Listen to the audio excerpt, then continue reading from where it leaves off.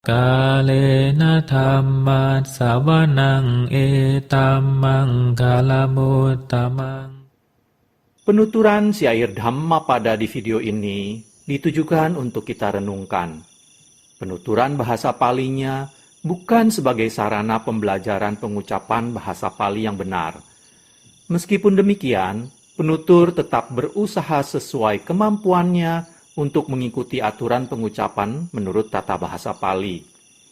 Namun dengan segala kerendahan hati, penutur memohon maaf atas kesalahan yang terjadi, baik dalam pengucapan maupun dalam pelantunan bahasa Pali dari bait-bait Dhammapada ini. Untuk syair Palinya, penutur memilih membacakan dari hard copy kitab Pustaka Dhammapada Pali Indonesia yang diterbitkan oleh Sangga Theravada Indonesia. Untuk terjemahan bahasa Indonesia dan kisah latar belakangnya, penutur memilih membacakannya dari sumber web samakipala.or.id di bagian Dhammapada. Semoga syair Pali Dhammapada beserta arti dan kisah latar belakangnya ini dapat kita renungkan sehingga membawa manfaat kebijaksanaan bagi kita semua.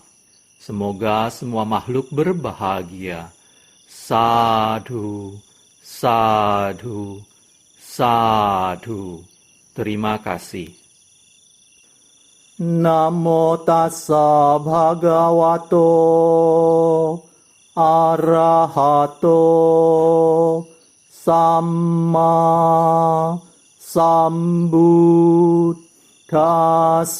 Namo tassa bhagavato arahato samma sambuddhassa. Namo tassa bhagavato arahato samma sambuddhassa.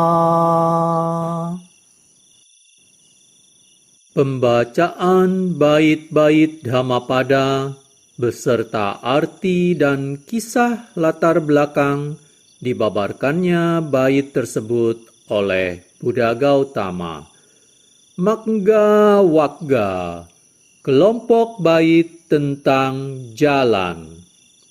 Bait 280. Uttanakalambi anuttahano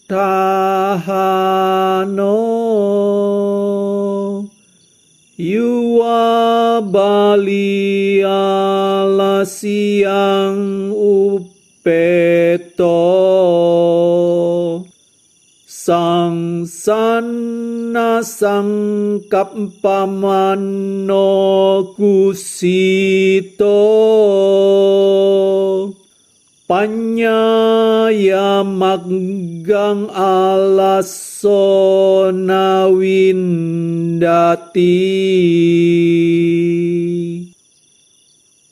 Bait 280 artinya, walaupun seseorang masih muda dan kuat, namun bila ia malas dan tidak mau berjuang semasa harus berjuang, serta berpikiran lamban, maka orang yang malas dan lamban seperti itu tidak akan menemukan jalan yang mengantarnya pada kebijaksanaan.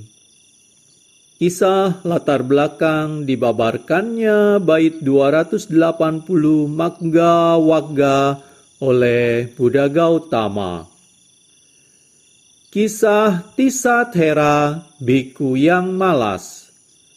Suatu ketika, 500 orang pemuda ditahbiskan menjadi biku, siswa Sang Buddha di Sawathi.